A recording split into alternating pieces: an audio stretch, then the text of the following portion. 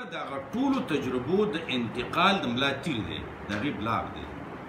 دا چې څومره حکمت منتقل کېږي که نه، نو دا د دې ژبې په ذریعه منتقل کېږي. نو ژبه دې ماته کړه، نو ټول اجتماعي حکمت دې مات کړه.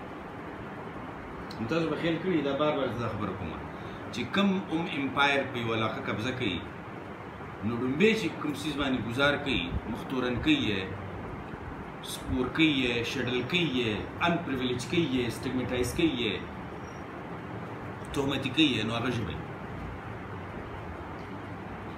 نو ژبه دې وله ماته کړه، نو اجتماعي ابلاغ دې مات کړه. نو یو دې ماضي سره مات کړه، خپل ماضي سره دې مات کړه، نو خپل تشخص سره دې مات کړه، او دویم دې خپلو کوم سره مات کړه. خپلو کوم د جغرافیه چې ماته کړي که نه ماتوي، نو د څوک دې څه کوي. دا اوس مثلا د دغه نه خلک راغله خیر دی بل خو جدا دی، تاسو جدا دی، خو د بلو نه به بیا ملګري راغلل سبق به یې اسلامي کالج وکړي، نو په کمره کې به یې لکه راستي کمره کې به یې اردو ویله.